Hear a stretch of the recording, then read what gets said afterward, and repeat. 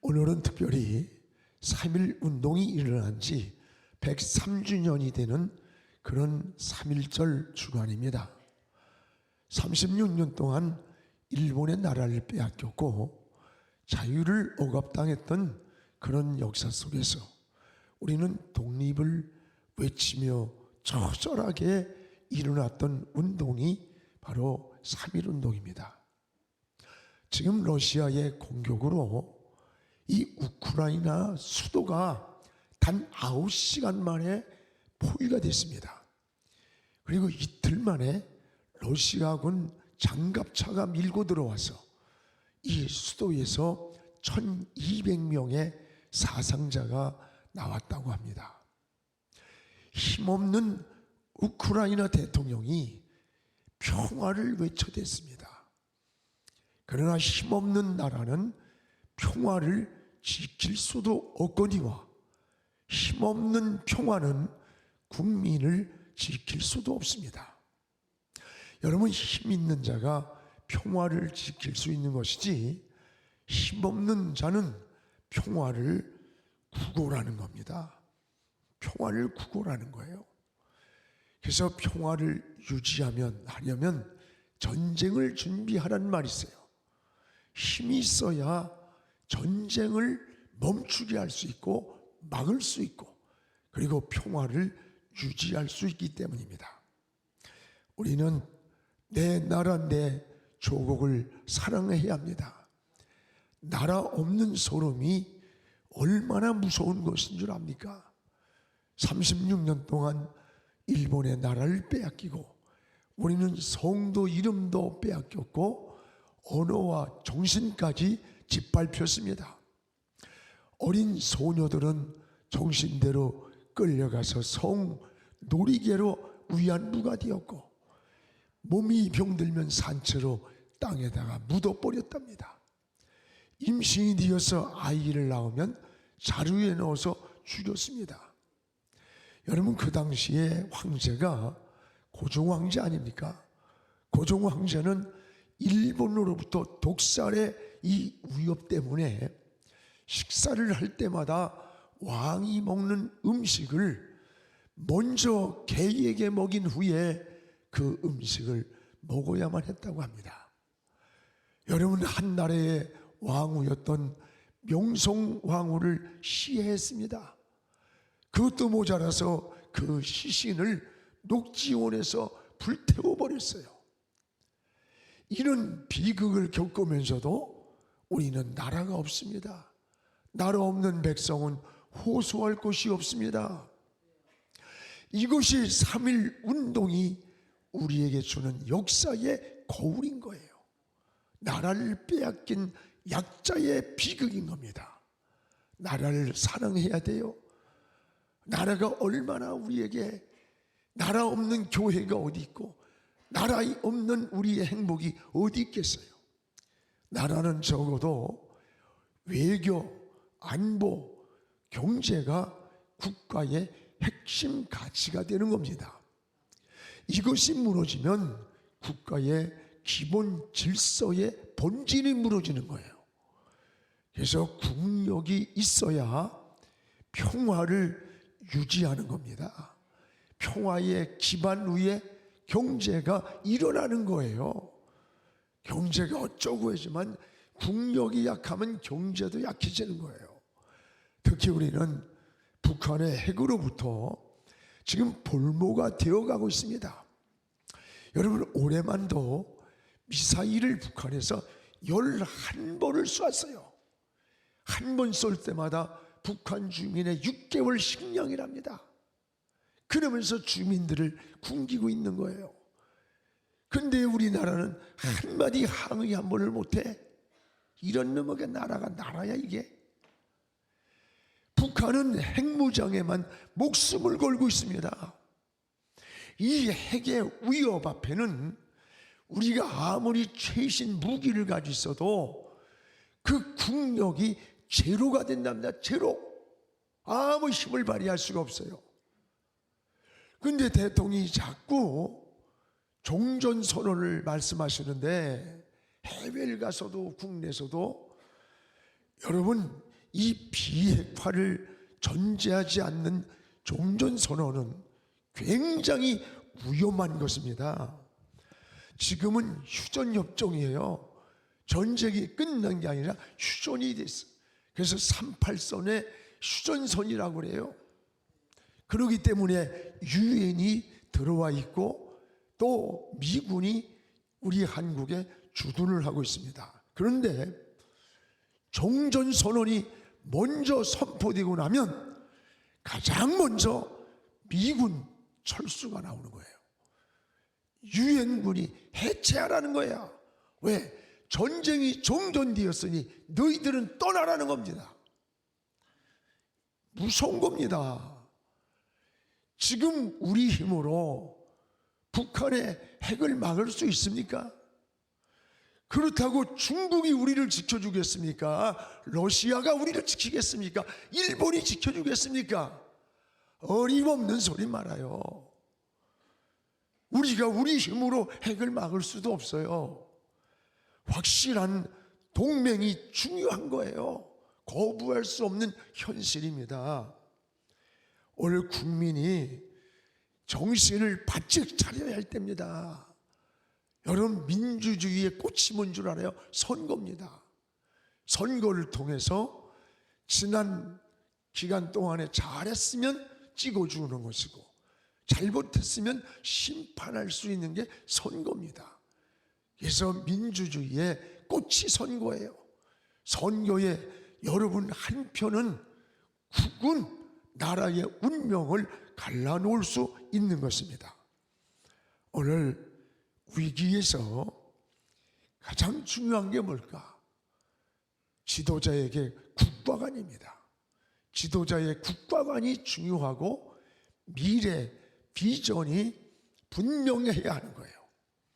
이제 우리는 며칠 남지 않은 대선을 놓고 우리 민족의 미래가 어떻게 나갈 것인가, 이 지도자의 선택에 의해 결정이 되게 됩니다. 또 하나, 지도자는 정직해야 됩니다. 정직한 지도자를 국민은 요구합니다.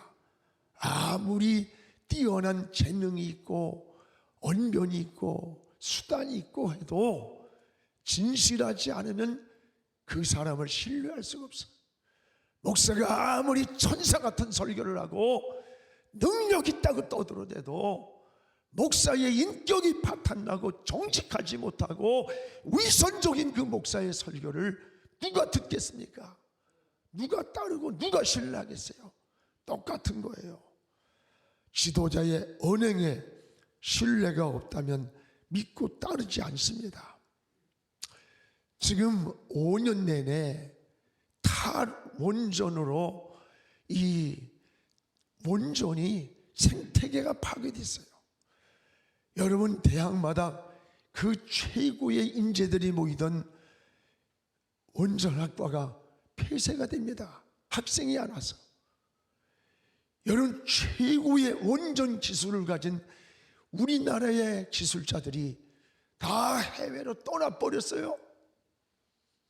30년, 50년 후에 천조의 꿈을 가질 수 있는 게 원자력이에요. 원전 기술이랍니다, 우리나라가. 그걸 탈원전한다고 다 파괴시켜놨는데 또 갑자기 며칠 있다가 원전 60년을 갖다가 뭐 회복하라고 하는 이런 지도자가 이런 말을 대통령이 하시니까 이게 뭔지 모르겠어요. 나는 나라가 이렇게 해가지고 어떻게 이게 제대로 100년 대계 우리의 역사의 미래를 보고 갈 수 있는 겁니까? 저는 아무리 생각하고 이해를 하려고 해도 이해가 안 되는 거예요. 오늘 여러분, 정직한 지도자를 국민은 신뢰합니다. 사회나 어떤 조직 공동체든지 거짓되고 교활한 자는 잠시 눈을 속일 수는 있어요. 그러나 좋은 지도자는 될 수 없는 겁니다. 나라도 마찬가지예요. 국민이 믿고 따를 수 있는 정직한 지도자를 백성들은 갈망하고 있는 겁니다. 여러분, 잠언 11장 1절에 속이는 저울은 여호와께서 미워한다. 하나님은 공정한 추는 하나님이 기뻐하신다는 거예요. 여러분이 사업을 하든 뭘 하든 속이는 저울추가 되면 사람을 속이는데 하나님이 미워하고 있다는 거예요. 거짓된 거, 정직하지 못한 건 사업을 하든 장사를 하든 하나님이 기뻐하지 않는 거예요. 우린 사업을 해도 여러분 뭘 해도 정직하게 하려고 노력을 해야 돼요. 여호사밧 왕을 왜 축복했어요? 허물이 많고 실수가 많아요.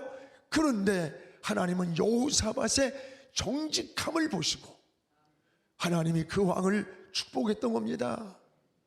사무엘상 16장 7절도 마찬가지입니다. 중심을 보실 하나님께서 다윗을 이스라엘의 2대 왕으로 세우셨어요. 여러분, 오늘 말씀에 바울이 손수건만 얹어도 병자가 났고 귀신이 막 떠나가는 거예요. 이게 초대교회에 일어났던 역사들이 많이 일어났어요. 그게 오순절 성령을 통해 일어났던 일들이에요. 그런데 이때에 한 유대인이 마술을 합니다.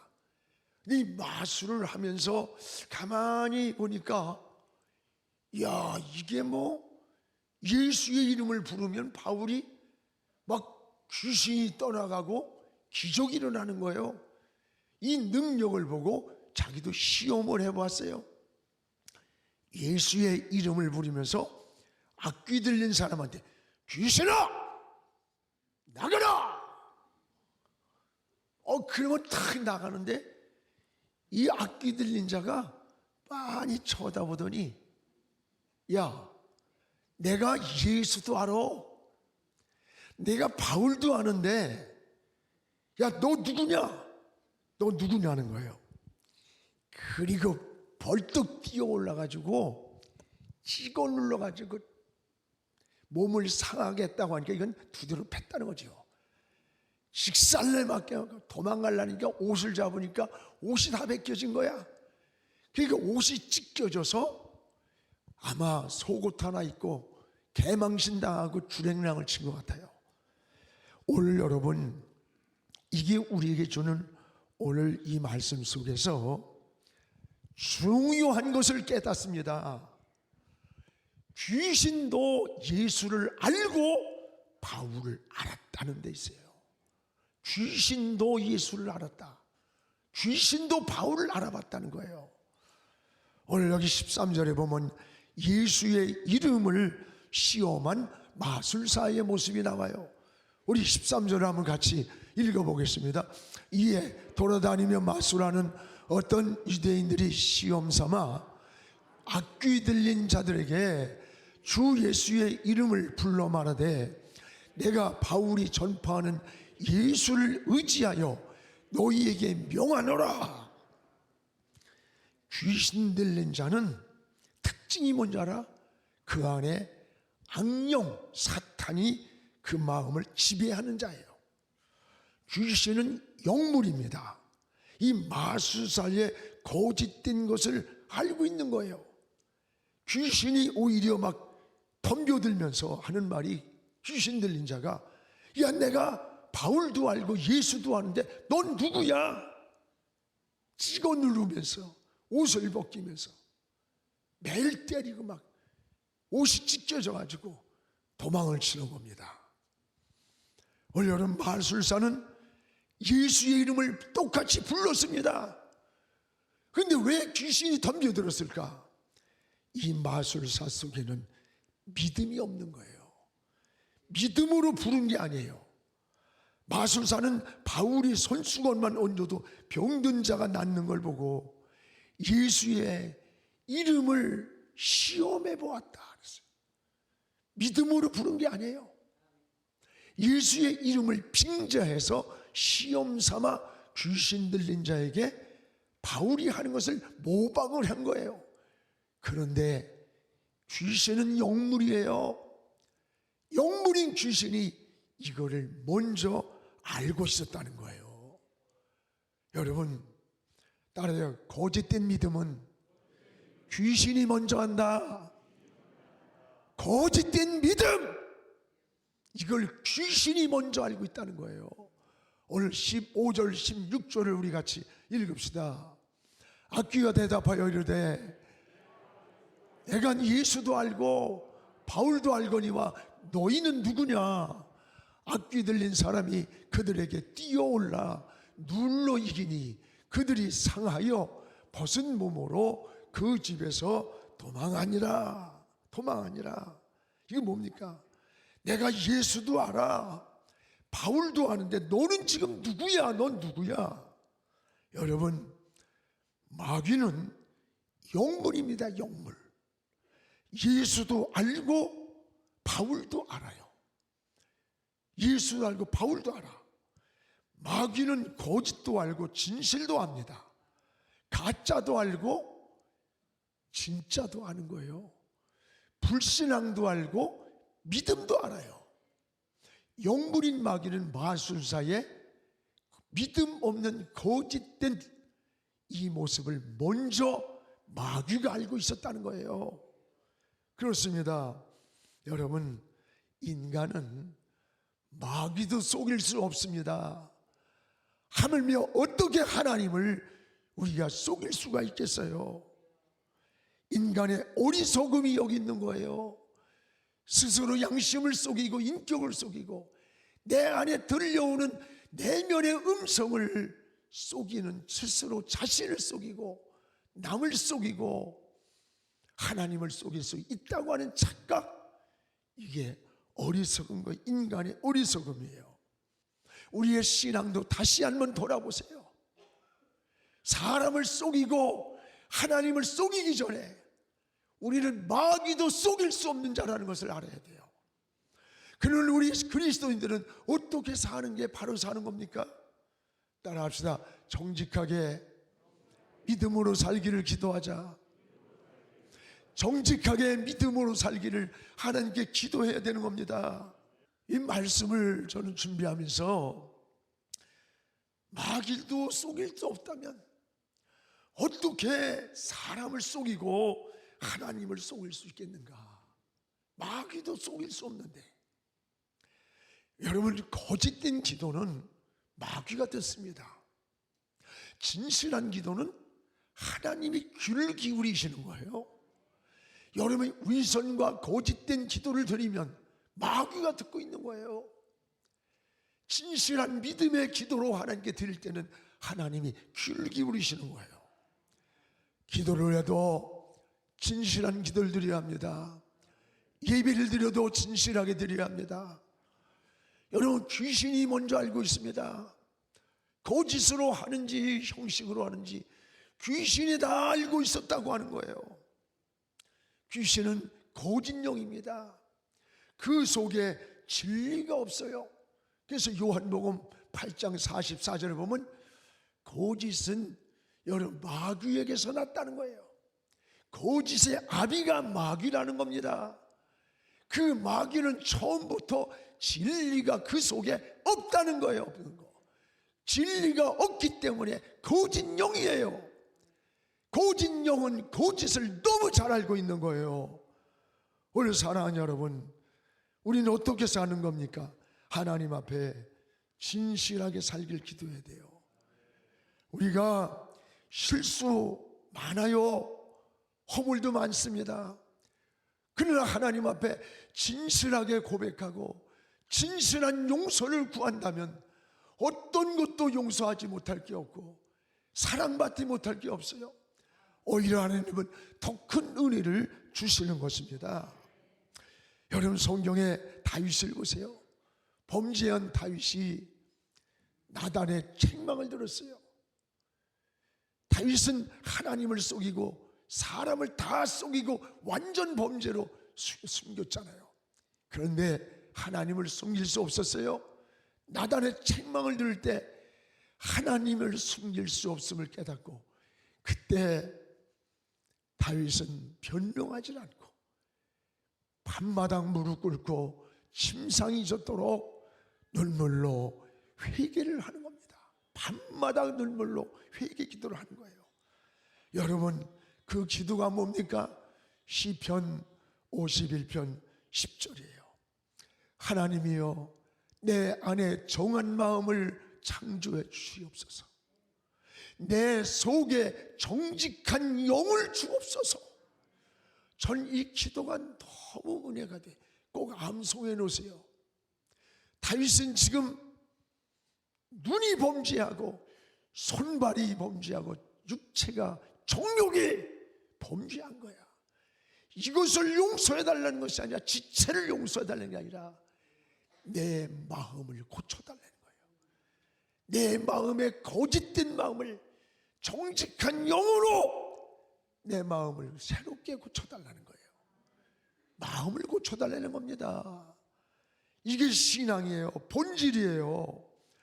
이런 다윗을 하나님이 버렸습니까? 여러분, 다윗의 씨에서 예수 그리스도가 나신 겁니다. 이 은혜와 축복을 주신 거예요.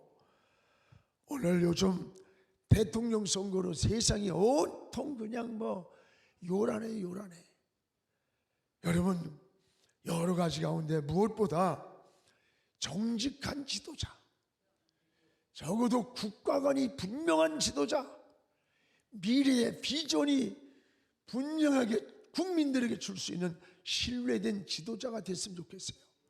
지금 젊은이들이 결혼하기 싫어서 안 하는 거 아니에요? 사랑하면서도 사랑을 책임질 수 없어요. 집을 살 수도 없지. 미래의 꿈이 보이지 않지. 여러분, 아이가 지금 출산의 절벽입니다. 0.8이에요. 두 사람 중에 하나도 안 나. 하나 0.8이야. 이대로 가면 가장 무서운 재앙이 인구 재앙입니다. 왜 못 낳느냐? 이 아이를 낳아서 어떻게 미래를 키울 수 있을까 하는 불안감이야. 우리는 이 국민들에게, 젊은이들에게 이 비전과 꿈을 진실성 있게 30년, 50년 후에 미래를 말하면서 보여줘야 돼요. 그게 지도자가 되는 거야. 그런 지도자를 볼 때 배가 고파도 굶주린 허리띠를 졸라매고, 우리가 IMF는 어떻게 이긴 겁니까? 그렇게 허리띠를 졸라매고 이긴 거예요. 우리 국민이 대단합니다. 전 국민이, 우리 교회도요, 교회에 있던 행운의 열쇠까지, 돌반지, 백일반지까지 다 갖다가 나라의 IMF 해결하는 데 내놨어요. 여러분들 다 비뇨 빼서 할머니들 다 내놓고. 이게 우리 민족의 저력이야. 대단한 국민이에요. 지도자들이 조금만 잘하면요, 잘 됩니다. 정말 여러분, 내가 우리 동네 사람, 아는 사람, 우리 지역 그따구 소리들 하지 마라. 나라 망하는 겁니다. 악화가 양화를 구축한다나? 이 악하고 못된 인간들이 선하고 올곧은 사람들을 지배해버리는 거야. 어떤 사회도 그래. 선하고 좋은 사람을 악한 사람 무리들이 그걸 지배를 해버려. 그러니까 그 조직을 망쳐놓는 거예요. 그러니 이 사회가 어려운 겁니다. 문제가 되고. 여러분, 국민들이 올곧은 생각을 가지고 우리가 지나도 다음 세대에, 우리 다음 세대가 잘 사는 민족, 바른 지도자, 희망을 주고 꿈을 주고. 오늘 여러분, 세상 풍조가 나날이 갈려도 나는 내 믿음 지키리라, 나는 내 신앙 지키리라, 이런 믿음을 가지고 우리가 하나님 사랑하고 교회 사랑하고 동성애 문제가 나오면 목숨 걸고 막아야 돼. 하나님이 기뻐하는 일을 해야지. 이런 마음을 가지고 하나님 편에서 걸어가면 하나님이 우리 길을 인도해 주실 것입니다. 하나님 앞에 잘했다, 수고했다, 그런 칭찬이 반드시 우리에게 주어질 줄로 믿습니다. 오늘 우리는 무엇보다도 진실하고 정직하게 살기를 기도해야 돼요. 마귀도 속일 수 없는데 어찌 하나님의 눈을 속일 수 있겠는가? 이런 마음을 우리가 다시 회복했으면 좋겠어요. 저는 오늘 말씀을 묵상하면서 하나님, 이번 한 주간도 내가 허물 많고 잘못된 건 많은 인생이지만 우리 정직한 믿음으로, 정직한 마음으로 정직하게 하나님 편에서 살게 해달라고 이런 기도를 또 드릴 수 있는 시간 되기를 주의 이름으로 축원합니다. 사랑하는 여러분, 우린 3.1절입니다. 정말 나라의 구원을 결정하는 대선을 앞두고 정말 하나님이 기뻐하시는, 하나님이 원하시는 좋은 정직하고 책임감 있고 진실하고 백성을 사랑하고 미래의 꿈을 제시할 수 있는 그런 지도자가 뽑히기를 기도하시기 바랍니다. 실수가 많을지라도 정직하게 살기를 기도합시다. 이것이 신앙인의 삶이요, 믿음의 삶이요, 하나님의 사랑받는 삶임을 깨닫기를 주의 이름으로 축원합니다.